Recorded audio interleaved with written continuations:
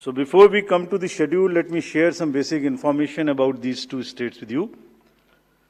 Total districts in Maharashtra 36 with 288 assembly constituencies, of which 234 are general, and scheduled tribes constituencies 25 and SC constituencies 29.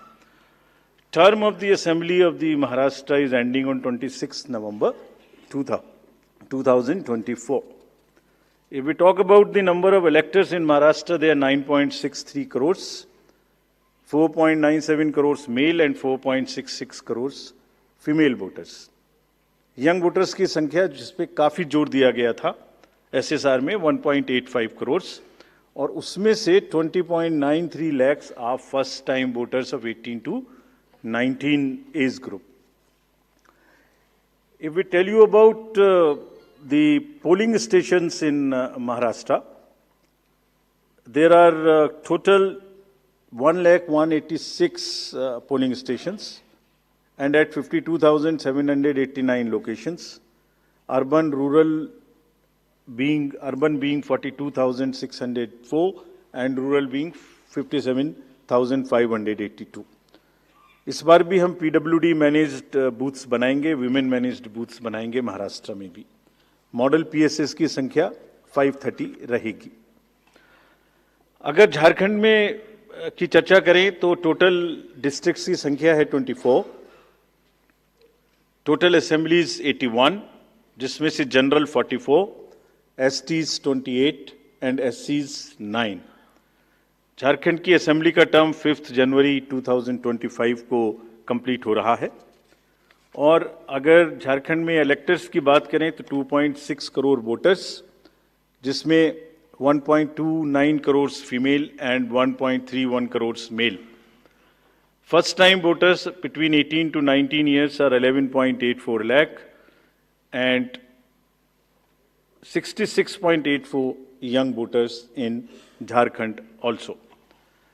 In the centenarian, number of centenarian voters is 1,706 and 3.67 lakhs PWD voters plus 1.14 lakh voters are of the age of 85 and plus in Jharkhand. If I give you an overview of polling stations in Jharkhand, पूरे polling stations की संख्या होगी 29,562 और जो कि 20,221 locations पर फैले हुए होंगे. अर्बन संख्या वहां कम है 5,042 और रूरल परिवेश ज़्यादा है, इसलिए रूरल बूथ्स की संख्या होगी 24,520. यहाँ पर भी women managed booths, youth managed booth, PWD managed booths बनाए जाएंगे. एवरेज वोटर्स की संख्या पर booth is 881. Particularly vulnerable tribal groups पे जैसे मैंने पहले भी आपसे चर्चा की है, कमीशन का उनको एनरोल करने के लिए, उनको एम्पावर करने के लिए बहुत एम्फेसिस है. महाराष्ट्र में 3 PVTGs हैं, कटकरी, कोलम एंड मारियागौंड, और झारखंड में 8 पर्टिकुलरली वल्नरेबल ट्राइबल ग्रुप्स हैं जिनकी आबादी 1.78 लाख है.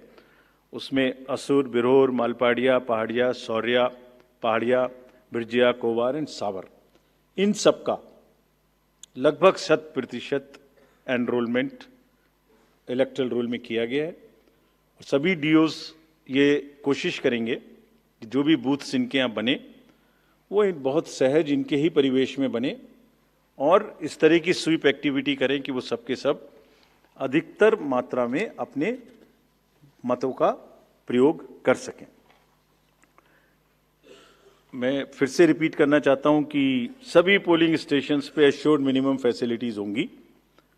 पिछली बार मुंबई शहर से कुछ ऐसी इंफॉर्मेशन या शिकायतें आई थी कि वहां पर कुछ बूथ्स पे ज़्यादा पोलिंग स्टेशंस एक जगह होने की वजह से प्रॉब्लम थी.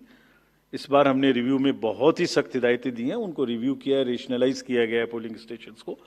तो हम उम्मीद करते हैं DOs विल वर्क. और वहाँ इस बार म्यूनिसिपल कमिश्नर मुंबई को DO भी घोषित किया गया है ताकि जितने रिसोर्सेज उनके पास हैं उन सबको वो उसमें इस्तेमाल. Will be followed. You have all the experience of the pan India coverage of facilities for the persons with disabilities and senior citizens. Her senior citizen जो 85 ईयर्स से ऊपर हैं उनको घर से वोट देने की सुविधा उपलब्ध रहेगी। फॉर्म 12D वितरित किए जाएंगे सबको, और जो भी उसको भर के देते हैं उनके पास में हमारी टीम वोट लेने जाएगी और जाने के समय में सभी कैंडिडेट्स को लिखित में उस रूट चार्ट का और उस जगह की सूचना देगी ताकि वो साथ में एकम्पनी कर सकें और उनको ऐसा महसूस ना हो कि किसी के घर पर किसी ने प्राइवेसी ऑफ द वोट को नहीं मेंटेन किया। They are entitled, they are welcome to participate and go along with the polling parties to the houses of the senior citizens and PWDs. और पूरी जो व्यवस्था है उसकी videography of course goes without saying will be done so that there is a foolproof record. वैसे भी पूरे चुनाव में आप जानते हैं कि कोई भी प्रक्रिया ऐसी नहीं है जिसमें वीडियोग्राफी ना होती हो, जिसका रिकॉर्ड ना रखा हो, सो दैट जहां पर कैंडिडेट्स पार्टिसिपेट ना करते हो और जहां पर वीडियोग्राफी ना होती हो। So every process of this can always be checked and seen. जैसे क्रिकेट में एक्शन रिप्ले होता है, तो अगर वहाँ गेम के समय एक्शन रिप्ले नहीं हो सकता तो बाद में हर जगह हर प्रोसेस की वीडियोग्राफी को देखा जा सकता है। इसी प्रकार से जो नेक्स्ट अगर मैं आपको बताऊं तो जो टेक्नोलॉजी है उसका हम फिर से बहुत यूज़ करेंगे। वोटर हेल्पलाइन ऐप में सभी वोटर्स अपनी सारी डिटेल्स देख सकते हैं, वो कहाँ मतदाता सूची में कहाँ नाम है, कहाँ फैमिली टुगेदर है, कहाँ उनको पोलिंग स्टेशन है, वो सब चीज़ देख सकते हैं। C Vigil of course we have been very enthused, जैसे last parliamentary election know your candidate. हमने जो मीटिंग्स, मैं आपको सिर्फ सारांश में ये बताना चाहता हूँ कि जो मीटिंग्स हमने झारखंड और महाराष्ट्र में की तो डीओज स्टेट एजेंसीज को बहुत ही सख्त हिदायतें दी हैं। मतलब बहुत ही सख्त मीन्स बहुत ही सख्त कि वो हर तरीके से फ्री एंड फेयर इलेक्शंस कराएंगे, हर तरीके से लेवल प्लेइंग फील्ड को एस्टेब्लिश करेंगे। उनको ये स्पष्ट बताया गया है कि किसी भी पदाधिकारी के विरुद्ध अगर ऐसी सूचना आती है और ये प्रमाणित होता है कि उन्होंने कोई भी कार्य ऐसा किया जिससे लेवल प्लेइंग फील्ड डिस्टर्ब होती है, एक पार्टी को पक्ष एक पार्टी को नुकसान, तो very stern action will be taken against them. This has been very very clearly told to everyone.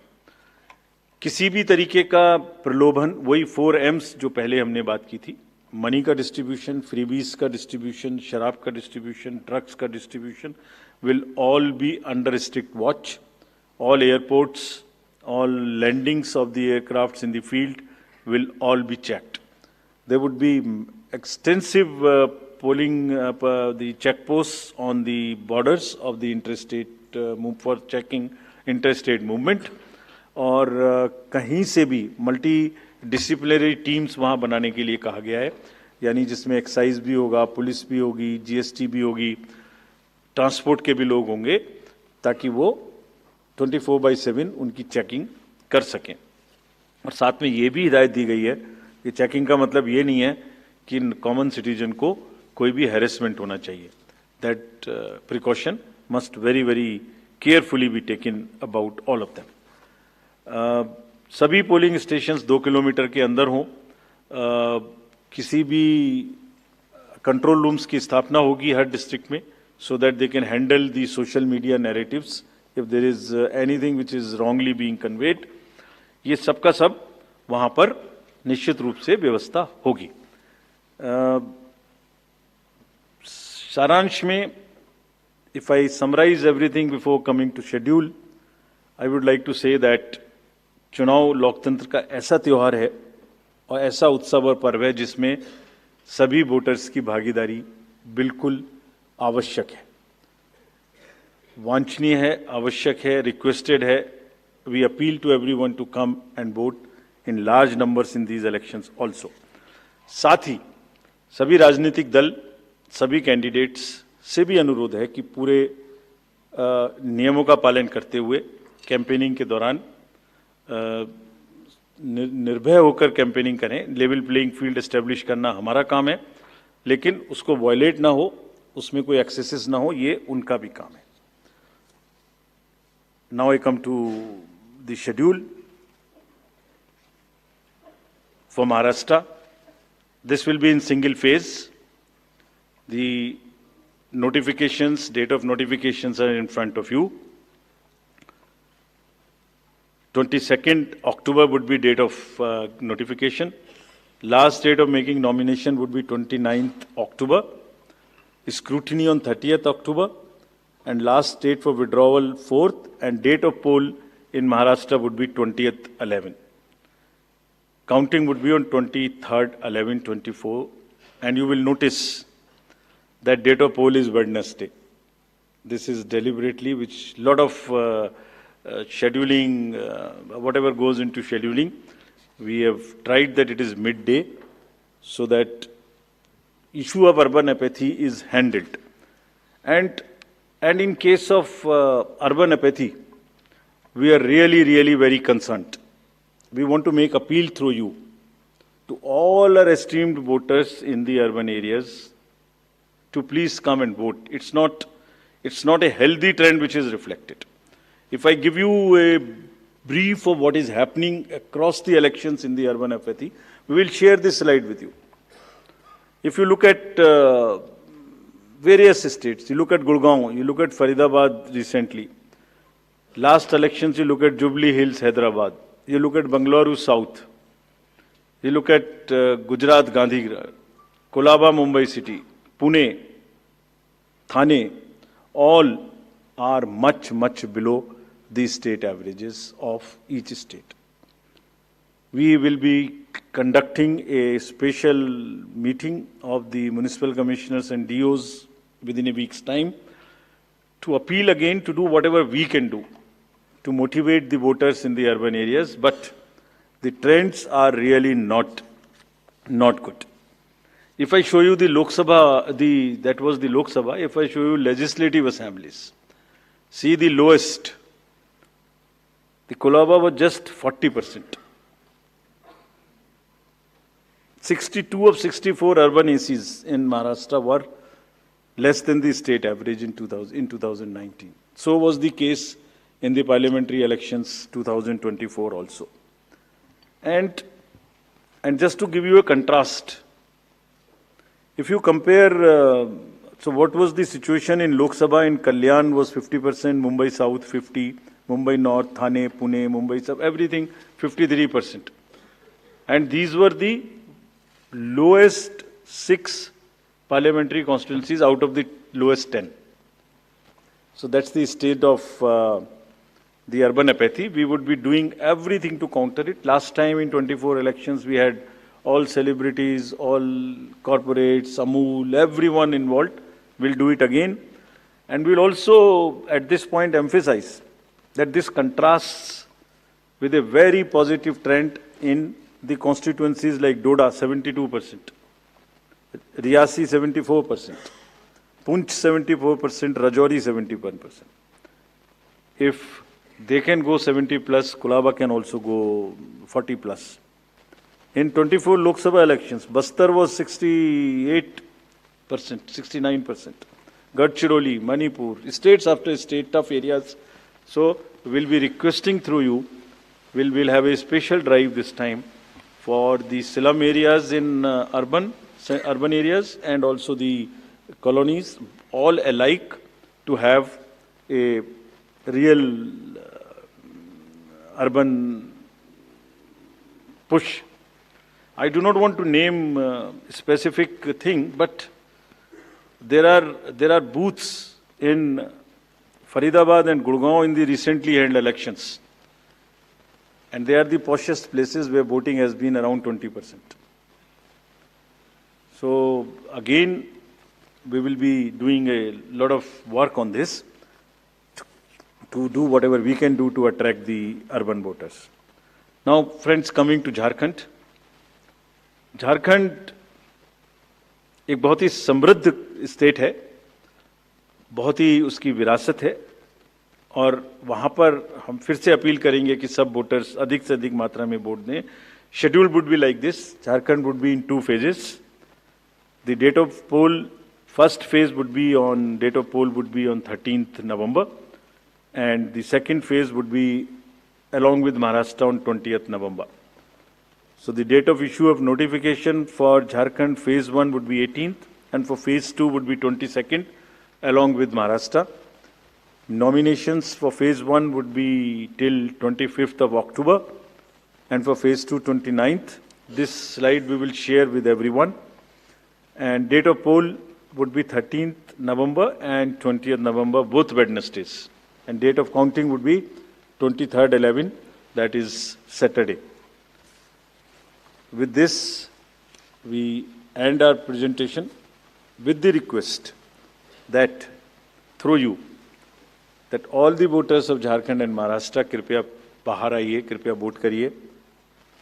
लोकतंत्र के उत्सव में आपकी भागीदारी कि हम बहुत ही रिक्वेस्ट करते हैं, अपील करते हैं आपसे।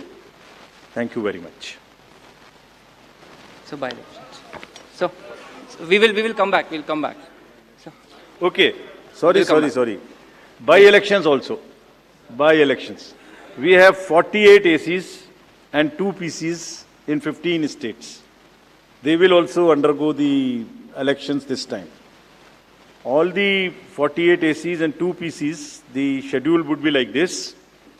All the except 1 AC and 1 PC, where because of the festivities in some region, all 47 ACs and 1 PC of Kerala would undergo the election along with the phase 1 of Jharkhand. The same schedule. 13th November would be date of poll. And only for 2 ACs, one for assembly and one for parliament. That is Kedarnath in Uttarakhand, because on 12th there is gazetted holiday and dispersal of the parties takes place on that day. Therefore, it is on 20th. And similarly for Maharashtra, except that everything would be during the first phase. Thank you very much. thank you, sir, for the very comprehensive briefing. Now we will take questions from the media. Please, the gentleman in the blue shirt, please. Thank you. Sir, मेरा नाम प्रशांत लीला रामदास है। मैं news 18 लोकमत से हूँ और मेरा एक सवाल इस तरह का है कि कांग्रेस ने डिमांड की थी जो वहाँ के पुलिस महासंचालक है रश्मि शुक्ला, इनको हटाने को लेकर, इसको लेकर आयोग क्या सोच रहा है और उस पर क्या निर्णय होगा? Question from that side also. From the pink shirt, second row, Mr. Shailesh Yadav. This was about DG. Right. Sir मैं शैलेश यादव ANI से। अभी हाल ही में चुनाव संपन्न हुए हैं जम्मू कश्मीर और हरियाणा में, और लोकसभा इलेक्शन के बाद देखा गया है कि एग्जिट पोल जो हैं एकदम उल्टे रहे हैं या जो है एकदम गलत साबित हुए हैं।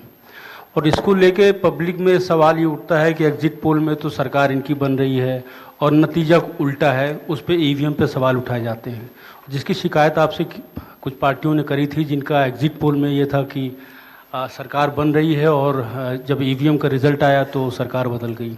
तो इस तरह के एग्जिट पोल को लेके आपका क्या कहना है? क्योंकि सवाल जब उठते हैं तो आपकी तरफ से जो है बाहर नहीं आता है कि क्या इलेक्शन कमीशन सोच रहा है इस पर। Last row, madam was raising the hand. Please. Yes. So just wanted a clarification for the assembly constituencies and parliamentary constituency by polls. So it's Wayanad and Nanded, the 2 parliamentary constituencies voting, right? Yes. Yes. There is a EP. There is a EP pending. Yeah. Gentleman in the, yes, please. Sir, I am Sandeep Rajgolkar from TV9 Marathi. मेरा सवाल ये है, जो अभी जो सरकार में जो पॉलिटिकल पार्टीज है उनको अब मिले, अपोजिशन को भी मिले, उन्होंने मांग की थी, जो पार्टी अभी सरकार में है उन्होंने मांग की थी कि एक फेज में ही वोटिंग हो, और अपोजिशन ने तब टीका पर की थी उन पर कि 2 या 3 फेज में होना चाहिए। तो उनकी मांग थी इसलिए किया क्योंकि छोटा हो के भी झारखंड में वहां पे 2 फेज है और महाराष्ट्र में 1 ही फेज है। We have gentleman in the first row, please. Good evening, sir. सामने सर। मोहित दुबे, न्यूज नेशन से हूं सर। मैं, मेरा सवाल ये है कि ईवीएम को लेके पहले भी आपने बयान दिया है, लेकिन एक बार फिर से ईवीएम को लेके शिकायतें विपक्षी दलों ने हरियाणा को लेके की है, बैटरी को लेके शिकायत की गई है। तो आप हमेशा ये कहते रहे कि निष्पक्षता के साथ हम चुनाव करवाते रहे, तो ऐसे लोगों को आप क्या जवाब देंगे? ऐसे लोगों को आप क्या कहेंगे जो ईवीएम को लेके आपसे शिकायत करते हैं और इस बार बैटरी को लेके शिकायत की गई है? इसको पहले इतने प्रश्न जवाब दे देता हूँ। पहला प्रश्न था डीजी महाराष्ट्र के बारे में। सो DG's appointment in any state is governed by the procedure where the name of the senior most officers are sent to the UPSC. UPSC selects the person, and there is a Honorable Supreme Court decision on this in Prakash Singh's case. The entire issue of this will be handled as per the legal pronouncements governing the subject.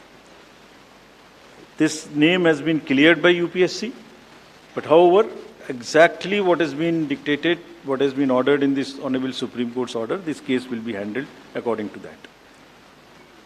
Somebody asked about 2 phases in Jharkhand and 1 phase in Maharashtra. Do you remember how many phases were in Jharkhand last time? 5. And now you are asking about 2 also. There are factors in Jharkhand which are about the Naxal areas and others. There are concerns, therefore there are 2, and Maharashtra was 1, which is 1. Exit polls. Actually, I didn't want to touch this subject, but since you are asking.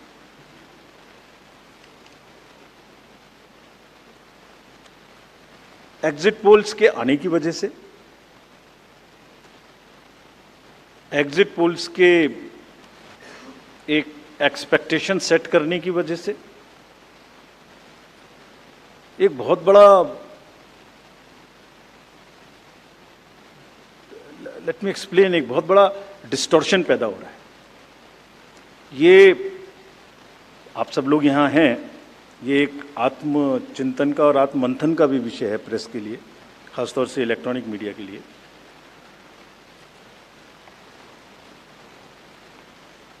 पिछले कुछ election से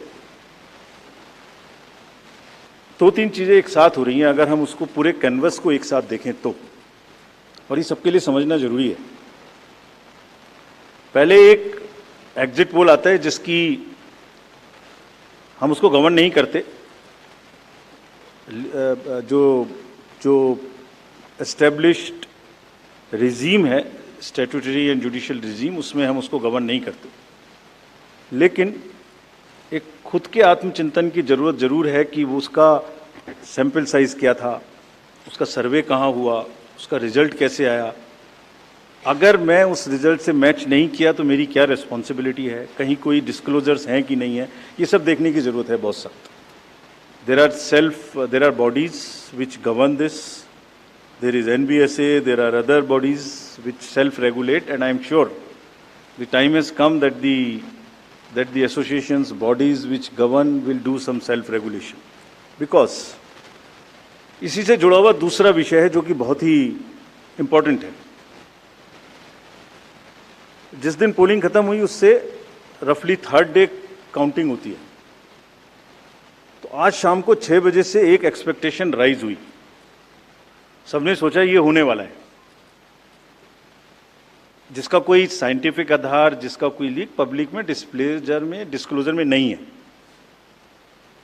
जब counting का समय शुरू होता है तो 8:05 और 10 मिनट से रिजल्ट्स आने शुरू हो जाते हैं, जिस नॉनसेंस। आप बताइए, मेरी पहली काउंटिंग 8:30 बजे शुरू होती है और हमारे पास प्रमाण है इस बार कि 8:05, 8:10, 8:15 पर आने लगा, इतने की लीड, इतने की लीड, इतने की लीड, इतने की लीड।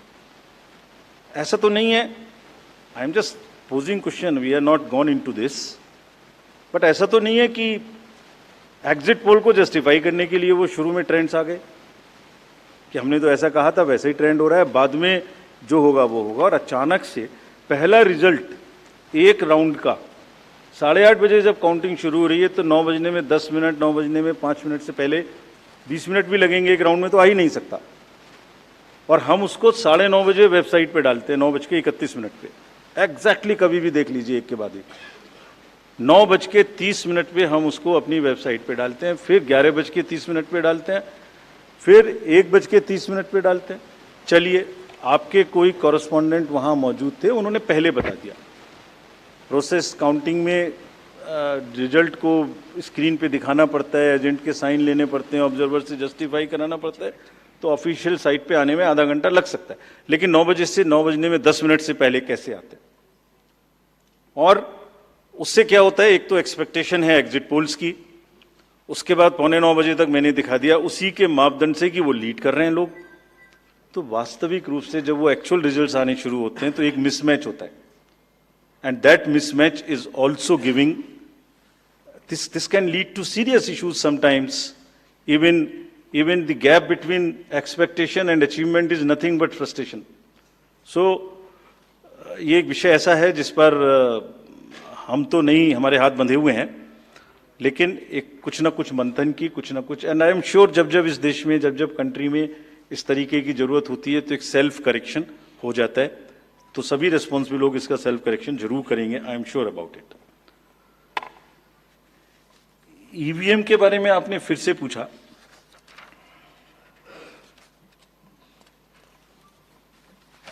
बहुत बार मैं बता चुका हूं आपको, थोड़ा समय लगेगा तो फिर से बता देता हूं। 6 महीने, लगभग 5-6 महीने फर्स्ट एफएलसी शुरू होती है ईवीएम की। मैं 2 बात बता रहा हूं, बस मोटी सी 2 बात, बाकी सब आपको मालूम है। वो टेम्पर नहीं हो सकती, उसमें कोई कनेक्शन नहीं हो सकता। अभी लोग पूछते हैं जब पेजर से उड़ा देते हैं तो ईवीएम को कैसे हैक नहीं कर सकते, ये भी पूछते हैं। जब कोई किसी कंट्री में पेजर से उड़ा दिया तो ईवीएम हैक हो जाएगी। अरे भाई, पेजर कनेक्टेड होता है, ईवीएम कनेक्टेड नहीं होती। एनीवे, 2 बात मोटी मैं आपको बताता हूं, बहुत मोटी। 5-6 महीने पहले एफएलसी होती है, first level checking of the EVMs, और मेरे पास में एक पूरा रिकॉर्ड है। ये हम जो भी ईवीएम की शिकायतें बाय द वे आई हैं, वो हमारे पास 20 शिकायतें आई हैं। हर 20 शिकायत का हम इंडिविजुअल जवाब देंगे, फैक्ट बाय फैक्ट। तो इसमें कोई डाउट नहीं है। We will convey to each candidate to assure, this is our duty. Actually हमारी ड्यूटी है कि अगर कैंडिडेट ये पूछ रहे हैं कि आप बताइए, तो हम उन्हें बताएंगे, निश्चित रूप से बताएंगे, लिख के बताएंगे, पूरा डिटेल्ड बताएंगे और जल्दी ही बताएंगे। तो I am not going into individual cases, और उन सबको पब्लिश भी कर देंगे ताकि आप सबको भी पता लग जाए। But first level checking, randomisation, second randomisation, storage में रखना, स्टोरेज से बाहर निकालना, कमीशनिंग करना, कमीशनिंग के बाद वापिस स्टोरेज में रखना, फिर उसको पोलिंग डिस्पर्सल के दिन ले जाना, फिर उसको बूथ पे पहुंचाना, बूथ पे पूरा दिन वोटिंग कराना, फिर सील करना, फिर वापस स्टोरेज में रखना, फिर काउंटिंग के दिन निकालना, फिर पूरे दिन दिखाना। इसमें हर समय पर पॉलिटिकल पार्टी या उस कैंडिडेट या उसका एजेंट मौजूद रहते हैं। जब मशीन में कमीशनिंग होती है उस दिन उसमें बैटरी डाली जाती है। पहले आया था, पहले और बहुत सारी चीजें आई थी कि वो हैक हो सकती है, उसका वोट इधर डाला तो इधर जा सकता है, कुछ हो सकता है। ये पहली बार आया। अब हम ये भी सोच रहे हैं कि इससे अगला क्या आएगा, हम नहीं समझ पा रहे इससे अगला क्या आएगा, बट लगता है अगला भी कुछ आएगा, रुकेगा नहीं। मतलब कितनी बार। एनीवे, कमीशनिंग बहुत जरूरी है समझना। वोटिंग से करीब 5 या 6 दिन पहले कमीशनिंग होती है। 5-6 दिन पहले उस दिन मशीन में सिंबल पड़ते हैं। तो अब मशीन में अभी तक नई बैटरी उस दिन एक डाली जाती है और सील करके उस बैटरी पे भी कैंडिडेट के एजेंट्स के दस्तखत होते हैं। छोड़िए, मशीन पे तो होंगे ही होंगे, हमें भी नहीं पता, हमने भी पता नहीं कब बनाया था ये नियम, हमारे काम आ रहा है अभी कि वो बैटरी पर भी एजेंट के दस्तखत हों। और अब कमीशनिंग के बाद, क्योंकि 5 ही दिन बचे हैं और इसमें सिंबल लोड हो चुके हैं, ये उनके सामने में स्ट्रांग रूम में जाएगी, डबल लॉक लगेगा, 3 लेयर की सिक्योरिटी रहेगी, 3 लेयर की, जिसमें सीएपीएफ भी शामिल होगी, मस्ट है। ऑब्जर्वर होंगे, उसके बाद जब वो पोलिंग के डिस्ट्रीब्यूशन के दिन निकलेंगी, उस दिन फिर यही प्रोसेस होगा, सारा प्रोसेस वीडियोग्राफ होगा। यानी वीडियोग्राफ होने के बाद फिर वो फील्ड में पहुंचेंगे, सेक्टर मजिस्ट्रेट साथ में रहेंगे, फिर कैंडिडेट के एजेंट साथ में रहेंगे, फिर वहां पहुंचेगी, फिर कहेंगे भाई देख लो इसको, सब ठीक है, जो आपको नंबर दिया, हाँ, और उसके नंबर भी सबसे शेयर किए जाएंगे, इस नंबर की मशीन इस बूथ पे जाएगी। फिर जब वो बूथ पे पहुंच गई तो कहें भाई मिला लो आप, उसी नंबर की है कि नहीं है, वोट भी डाल के देख लो 50 कि ठीक है कि नहीं है। किसी ने 50 डाले, किसी ने 20 डाले, किसी ने कहा नहीं हमें ठीक है हम नहीं डालेंगे। किसी स्टेज में किसी बूथ पर 20 कैंडिडेट हैं, किसी पर 5 कैंडिडेट हैं, किसी पर 5 ने कम वोट डाले, किसी ने ज्यादा डाले, बैटरी उसी हिसाब से यूज। फिर पूरे दिन वोटिंग हुई, तब एक एक वोट का हिसाब रखा, फिर बंद हुआ।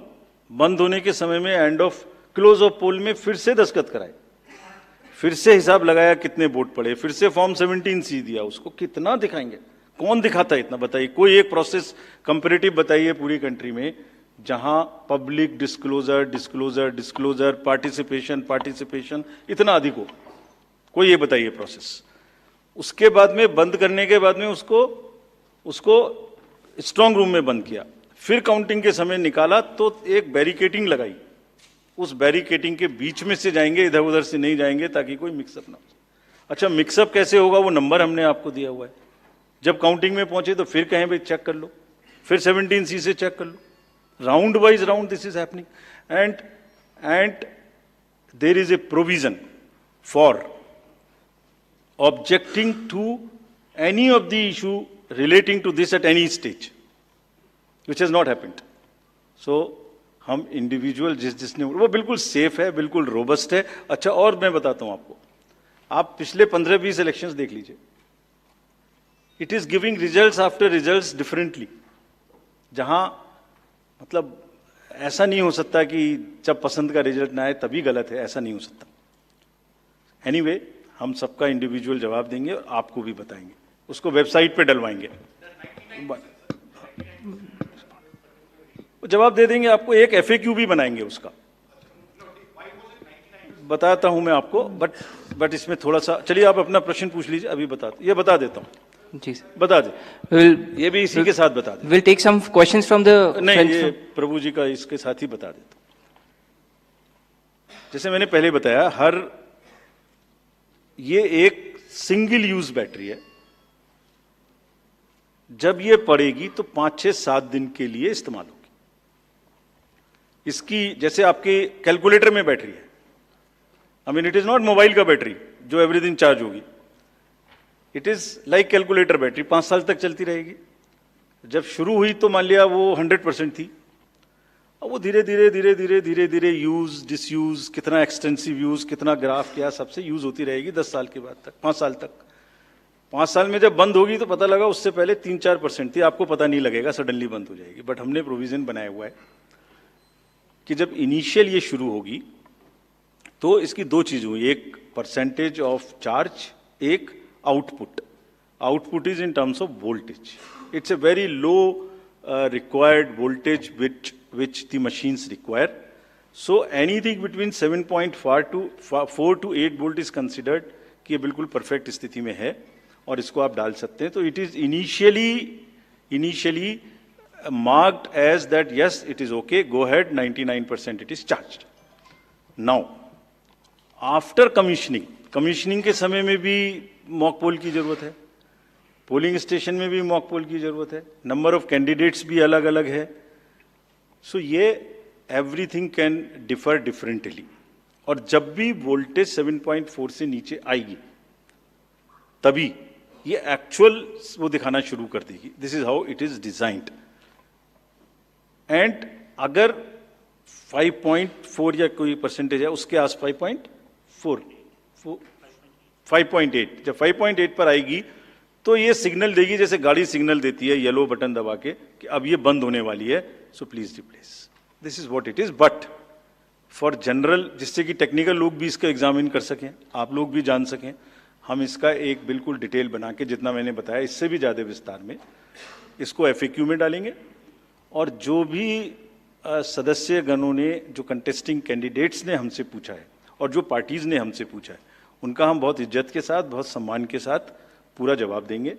और जैसे जैसे आरओज अपना अपना जवाब दे देंगे, we have asked all ROs 20 कि आप सब डॉक्यूमेंट करिए, सब बताइए कि कब कमीशनिंग हुई, सब बताइए कौन कौन साथ में था, पूरा डिटेल विस्तार बनाइए, पूरी प्रोसेस एंड टू एंड। और बनाने के बाद माननीय कैंडिडेट को आप जवाब दीजिए। दिस इज योर ड्यूटी इन लोकतंत्र, अगर कोई पूछ रहा है तो आप जवाब दें, हम उसका जवाब देंगे। और जवाब देने के बाद कंपाइल करके हम आपको भी सबको बताएंगे, इसको बताएंगे। Thank you. We will take one question from sir, media friend from Maharashtra also with us, sir. Gentleman in the third row, please. A few more last round. नमस्कार सर, मेरा नाम प्रमोद जगताप है, मैं सकाल मीडिया ग्रुप के शाम अच्छा, एक चीज और बता दूं, एक चीज और इसमें मैं आपको बता दूं, एक हमारा C&B का भी प्रोसीजर है, जो माइक्रो कंट्रोलर और प्रोसेसर को हम चेक कर सकते हैं। मुझे नहीं लगता कि इन 20 कॉन्स्टिट्यूएंसी से कोई भी रिक्वेस्ट C&B की आई है, कोई रिक्वेस्ट नहीं है।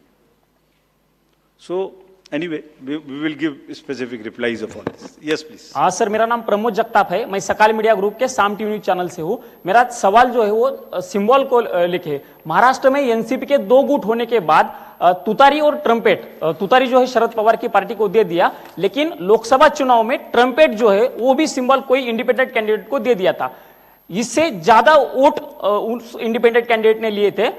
शरद पवार के एनसीपी का ऐसा कहना है कि ये सिंबल जो है वो फ्रीज करना चाहिए। महाराष्ट्र के स्टेट इलेक्शन कमीशन ने स्थानिक स्वराज्य संस्था के जो चुनाव है उसमें वो फ्रीज किया है, लेकिन केंद्रीय चुनाव ने अभी तक उसके ऊपर कोई डिसीजन नहीं लिया।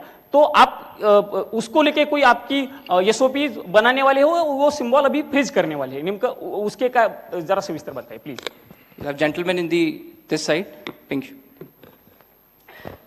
राजीव सर, मैं आनंद कुमार सिंह हूँ, न्यूज़ इंडिया न्यूज़ चैनल से। सर मेरा एक सवाल आपसे है, मैंने लोकसभा चुनाव और विधानसभा चुनाव जम्मू कश्मीर कवर किया था, तो मैंने तेलंगाना में देखा कि हिजाब को लेकर लोकसभा बीजेपी की प्रत्याशी थी, तो वो हिजाब को लेकर आइडेंटिफाई कर रही थी, जिसको लेकर विवाद हुआ था।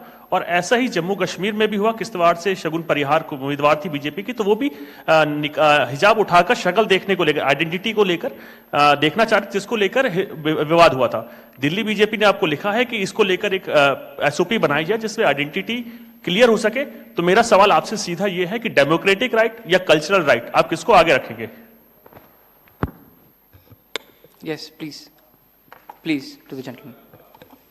जी सर, एक सवाल ये भी था कि आपने एक करके we will go by Anuj please. Rajiv sir, अभी जो आपने चुनावों की तारीखों का ऐलान किया है, लेकिन उसमें कुछ ऐसी सीट्स हैं विधानसभा जहां पर उपचुनाव होना था या लोकसभा जिन पर नहीं ऐलान किया गया, वो कौन कौन? सर, यूपी की 10 सीटें थी। 10 की 10 होंगी? 9 सर, 9 किया है। Basirhat is under the election petition. There is an election petition in Basirhat, so that is one case. 10 सीटें थी ना sir. Milkipur also is under election petition. So let me say it that way. जहां इलेक्शन पेटिशन नहीं है वहां सब में हो रहा है, ठीक है, वो दे देंगे। वो 2 तो मैंने बताई दी आपको। चलिए, let us go orderly. Yeah, please follow a system. Thank you. One, gentleman in two more. this row, green. 2 last questions, please. Sir, this is Nishant Azad from Organizer English Weekly. My question is that misuse of AI and deepfakes is increasing. So, what are the steps Election Commission is taking to deal with this issue? Good question. Sir, अभी मुंबई जैसे बड़े शहर में जिस तरीके से दिन दहाड़े मर्डर हुआ, महाराष्ट्र में जिस तरह से लगातार घटनाएं बढ़ी हैं अपराध की, इसको लेकर बहुत ज्यादा चिंताएं हैं, बहुत सारी बैठकें भी हुई हैं। इसको लेकर किस तरीके से चुनाव आयोग ने इससे पहले हालांकि बैठक की थी, अब किस तरह से तैयारियां की जा रही हैं ताकि खास करके शहरी इलाकों में जहां पर आप वोटिंग परसेंटेज वैसे भी कम देख रहे हैं, बांद्रा का इलाका हो, जुहू वर्सोवा, कैसे लोगों में कानून और व्यवस्था के लिए लोगों के मन में विश्वास पैदा करेंगे ताकि लोग वोटिंग के लिए ज्यादा से ज्यादा निकलें? Thank you. We will take one more question, sir. Let him answer. Let him answer. Let me answer these questions first. About this symbol, first question is about the symbol of the NCP. NCP का जो symbol है, man blowing turi, सो उसमें हमारे पास में 2 request आई थी NCP SP से। एक तो ये आई थी कि उनको जब हमने रिकॉग्नाइज कर लिया है जे स्टेट पार्टी, तो उन्हें हम कंट्रीब्यूशंस रिसीव करने की भी स्वीकृति दें। और दूसरी रिक्वेस्ट आई थी कि उनको जो उनका सिंबल है वो प्रोमिनेंट नहीं है, वो जब वोटिंग मशीन के बैलेट यूनिट के अंदर में छोटा दिखाई देता है, तो उसका रेशियो ऐसे चेंज कर दीजिए कि वो स्पष्ट से मैन ब्लोइंग तुरी दिखाई देने लगे। और दूसरी रिक्वेस्ट एक और भी साथ में थी कि उस जैसा एक कोई ट्रम्पेट है उसको हटा दीजिए। 3 रिक्वेस्ट थी। सो पहली रिक्वेस्ट हमने उनकी मान ली। हमने उन्हें उसी दिन ऑथराइज कर दिया था कि आप ड्यूली कॉन्ट्रीब्यूशंस ले सकते हैं, subject to the disclosures which every political party has to do. Secondly, हमने उनको लिखित में ये भी छूट दी थी कि आप खुद हमें बताइए कि आप अपने सिंबल को, मैन ब्लोइंग तुरी को किस तरीके से बैलेट यूनिट में दिखाना चाहेंगे। तो उन्होंने कहा था हम इस तरह से दिखाना चाहेंगे। 1-2 चॉइस दी थी, जो उनकी पहली चॉइस थी वो हमने मान ली। सो इस इलेक्शन में उनका सिंबल वुड बी ज्यादा दिखाई देगा, मतलब प्रोमिनेंटली दिखाई देगा।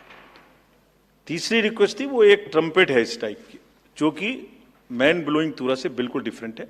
तो कमीशन ने उसी दिन बताया था कि वो उससे डिस्टर्ब नहीं करता है। So all the 3 have been accepted, that is 1. All AI and deep fakes, this is a very, very contextual question. This is disturbing all the elections world over. I have said it earlier also. It's a very serious issue. हमने इसके लिए 2-3 चीजें की हैं, और आपने अगर 24 parliamentary election में देखा होगा, सो ऐसी घटनाएं हम रोक पाने में सक्षम हुए थे कि किसी की फोटो किसी के साथ लगा दी, किसी की आवाज किसी के साथ मिला दी, इस तरीके के बहुत पॉसिबल एआई रिलेटेड न्यूसेंस हो सकती थी. We were able to control it essentially through the control rooms which have been set up, social media teams which have been set up in all the districts I am saying, and in police headquarters, to monitor continuously anything which is fake and take corrective action immediately. This has led to, in some cases, takedown, some cases blockade, and in some cases even criminal action wherever it was warranted. कुछ लोग हैं जो अभी भी एकदम झूठ narrative किसी ना किसी तरीके से चलाते हैं. हम उसको अभी तक हमने कुछ नहीं किया है. अभी तक हमने उसको ये सोच के रखा हुआ है कि लोग खुद देख देख के समझ जाएंगे कि ये झूठ है. इसलिए we are going absolutely slow, but it has not cross the red line. The day it crosses red line, they will also be taken. Identity, democratic identification versus cultural identity. This has conduct of election rules. Section 35. Rule 35 specifically mentions about the identification of electors, and also 34 mentions about facilities for women electors.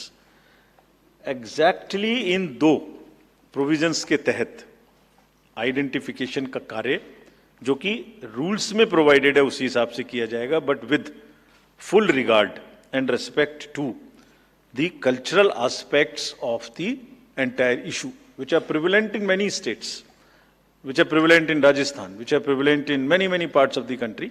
That will be according to the rule position and also the full respect, fullest possible respect to the cultural milieu of that particular area.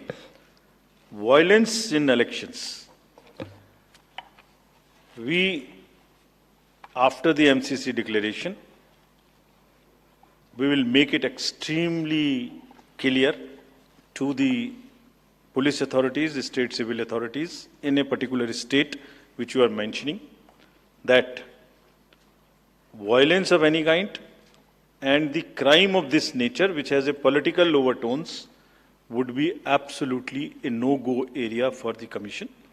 ये उनको सख्त हिदायत, हम immediately ये पहले से ही सोच के बैठे हैं कि जैसे ही हम इलेक्शन, अभी तक हमारा रूल नहीं था, जैसे ही अब ये एमसीसी लागू है, we will have a very strict view on this and we will direct everyone that किसी भी तरीके की violence और किसी भी तरीके का crime, especially against any political person, should not happen, should not repeat, should not happen.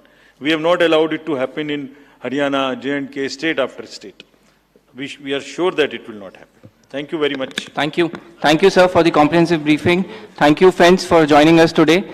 There's a high tea outside. Please join us. We have shared all the details along with the presentation and press note with our media friends in their WhatsApp group. They will also be uploaded on our website. Thank you.